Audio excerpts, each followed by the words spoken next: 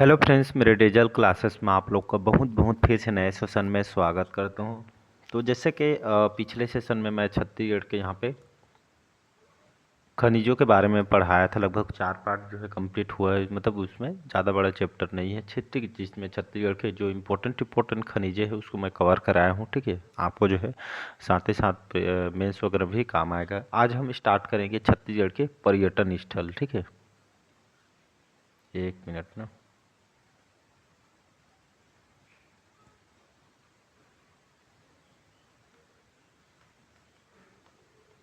ठीक है, तो आज हम पढ़ेंगे छत्तीसगढ़ के जितने भी पर्यटन स्थल हैं उसके बारे में पढ़ेंगे, और सभी आपके एमसीक्यू फॉर्म में है। ठीक है, आप सभी को पता हुआ छत्तीसगढ़ जो है यहाँ पे जो है ऐतिहासिक, धार्मिक, प्राकृतिक और सांस्कृतिक दृष्टि से एक जो है एक अनुपम पर्यटन स्थल है। ठीक है, जहाँ पे जो है आपको जो है हर क्षेत्रों में, हर जिलों में, यहाँ पे छत्तीसगढ़ में समस्त जिलों में यहाँ पे जो है आपको जो है पर्यटन स्थल और प्राकृतिक रूप से, सांस्कृतिक रूप से जो है स्थल आपको जो देखने को यहाँ पे मिलेगा, जो छत्तीसगढ़ को एक राष्ट्रीय स्तर के अलावा जो है अंतर्राष्ट्रीय स्तर पे एक जो है विशेष छाप भी छोड़ती है। और ये पर्यटन स्थल का जो है यहाँ पे हम बात करेंगे। आज सभी क्वेश्चन आपके बहुत मेहनत से तैयार होते हैं, सभी एमसीक्यू फॉर्म में पूरा फैक्ट के साथ पढ़ाया जाएगा।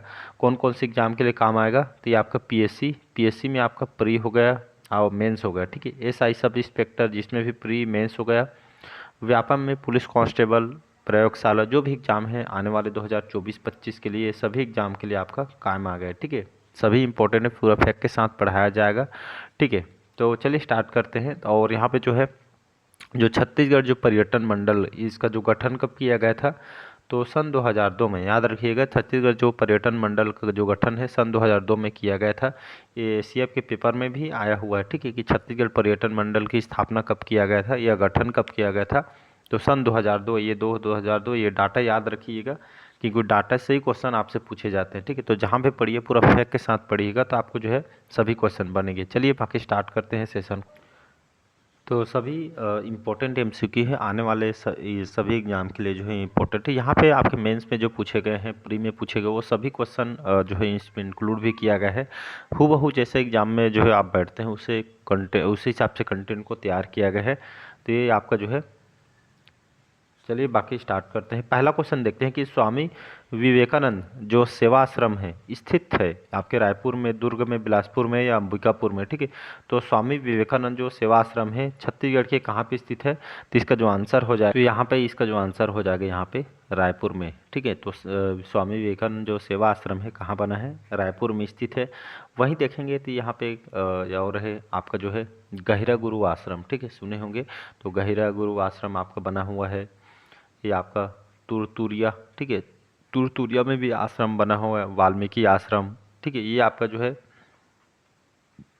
तुरतुरिया में बना हुआ है। वहीं जाएंगे आप धमतरी में। ठीक है, धमतरी में आप जाएंगे तो जहाँ पे धमतरी सिहावा में श्रृंगी आश्रम बना हुआ है, सप्तऋषि आश्रम बना हुआ है।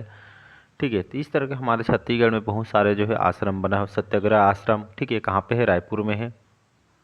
ये सभी को याद रखना है। अगला क्वेश्चन देखते हैं। अगला क्वेश्चन चलिए देखते हैं। सेकंड क्वेश्चन है, निम्न में से कौन जो है छत्तीसगढ़ के खजुराहो कहा जाता है। ये क्वेश्चन इतना बार पूछा, लगभग 7 से 8 एग्जाम में आया हुआ है, ऐसा कोई एग्जाम नहीं जहाँ पे क्वेश्चन आया नहीं है। ठीक है, तो निम्न में से कौन जो है छत्तीसगढ़ का खजुराहो कहा जाता है। लक्ष्मण मंदिर, भोरम मंदिर, भोरम देव मंदिर है, दंतेश्वरी मंदिर, राजीव लोचन मंदिर। तो यहाँ पे इसका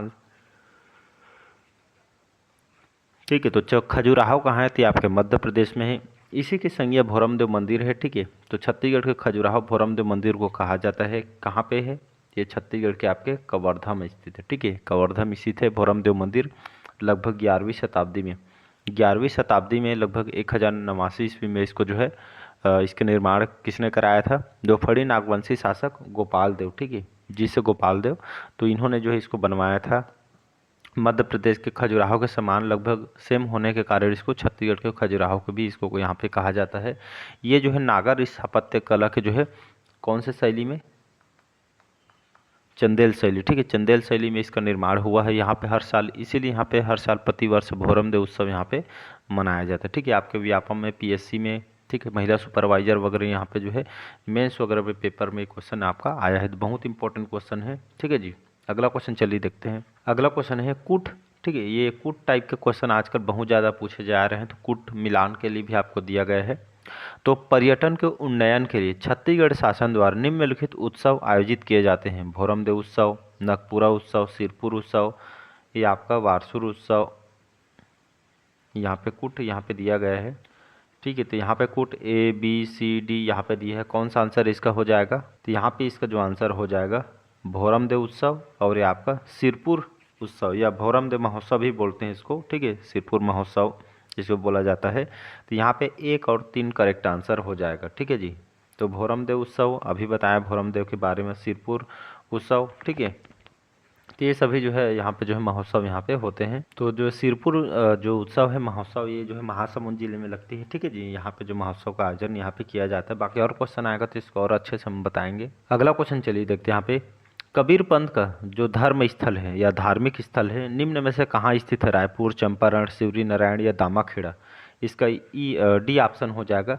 तो कबीर पंथ का जो धार्मिक स्थल कहाँ पे स्थित है? तो ये छत्तीसगढ़ के जो है दामाखेड़ा में स्थित है। दामाखेड़ा ये आपका बलौदा बाजार, ठीक है, बलौदा बाजार के अंतर्गत आती है। तो ये जो दामाखेड़ा ये जो है कबीर पंथियों को एक प्रसिद्ध तीर्थ स्थल है। यहाँ पे देखेंगे तो प्रदेश में सर्वप्रथम कबीर पंथियों के जो 12वें गुरु, ठीक है, कौन 12वें गुरु जो वंश गुरु उग्रनाम साहब के द्वारा यहाँ पर कबीर मठ की स्थापना 1903 में यहाँ पे किया गया था। ठीक है, दामाखेड़ा में, इसलिए यहाँ पे जो है प्रसिद्ध है। तो इसको आपको याद रखना है। डी ऑप्शन हो जाएगा यहाँ पे करेक्ट आंसर। चलिए अगला क्वेश्चन देखते हैं। राज्य के कौन से जिले में तपोभूमि नामक जो है पर्यटन स्थल है? ठीक है, बिलासपुर, रायपुर, महासमुंद या कवर्धा जिला में? तो इसका आंसर हो ये जो है रायपुर में जो है आपका ये जो पर्यटन स्थल है तपोभूमि आपका स्थित है।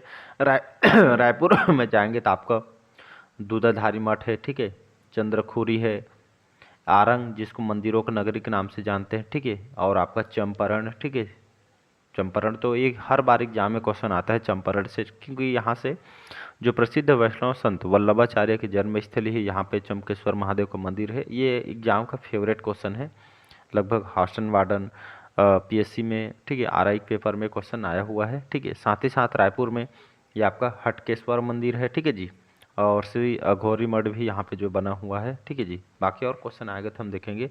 बी ऑप्शन इसका हो जाएगा आंसर। अगला क्वेश्चन चलिए देखते हैं, छठवां क्वेश्चन। छत्तीसगढ़ के एकमात्र जैन तीर्थ स्थल नखपुरा, क्या नखपुरा निम्नलिखित कौन से जिले में स्थित है? सरगुजा, दुर्ग, रायपुर या कोरिया जिला? यहाँ पे इसका आंसर हो जाएगा आपका जो है दुर्ग। तो ग्राम नखपुरा ये दुर्ग जिले के अंतर्गत आती है। यहाँ पे ये जो है आपका जैन मंदिर है। ठीक है, यहाँ पे एक जैन मंदिर है जो पार्श्वनाथ, ठीक है,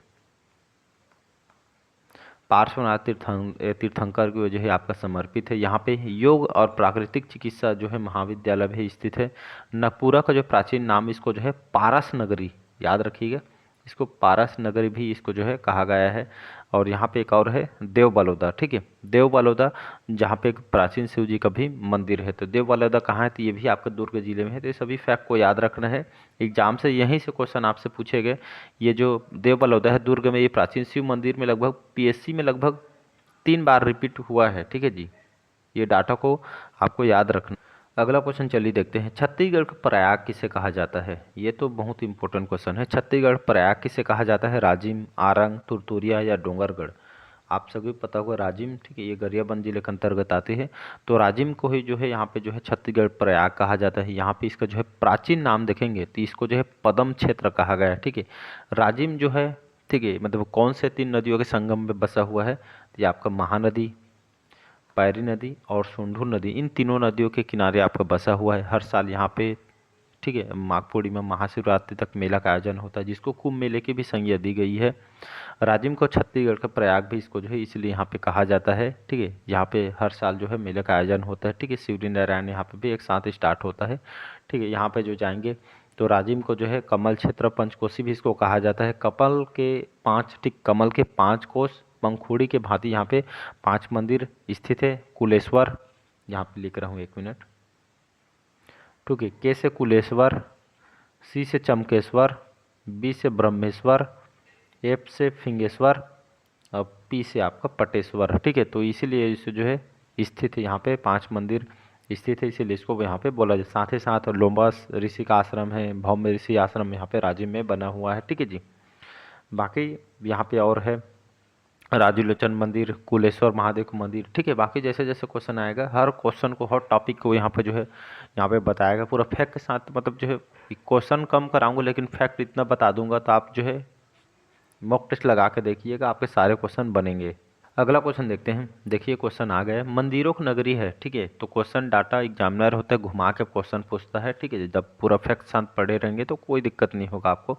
मंदिरों की नगरी है आरंग, राजिम, कवर्धा या खल्लारी, ठीक है। तो जो है यहाँ पे आरंग को याद रखिएगा, मंदिरों की नगरी इसको कहा जाता है। अभी कुछ टाइम पहले बता रहा था मैं आपको, मंदिरों की नगरी के नाम से आरंग बहुत ही प्रसिद्ध है, ठीक है। रायपुर जिला के अंतर्गत आती है, जो छत्तीसगढ़ के मंदिरों की नगरी के नाम से बहुत ही ये आपके प्रसिद्ध है, बहुत बार एग्जाम में आया हुआ है, ठीक है। यहाँ पे जो है, ठीक है, आरंग में यहाँ पे भांडल देव मंदिर है, ठीक है। जैन तीर्थंकर, अजित नाथ, श्रेयांश की यहाँ पे मूर्तियाँ बहुत स्थित है, और बहुत सारे मंदिर आपको यहाँ पे देखने को यहाँ पे मिलेगा, ठीक है। बाकी दूधाधारी मठ, चंद्रखुरी, चंपारण वगैरह यहाँ पे तो सभी बता ही चुका हूँ, ठीक है जी। अगला क्वेश्चन देखते हैं। अगला क्वेश्चन चलिए देखते हैं, 9वां क्वेश्चन। प्राचीन बौद्ध स्थल कहाँ पे स्थित है?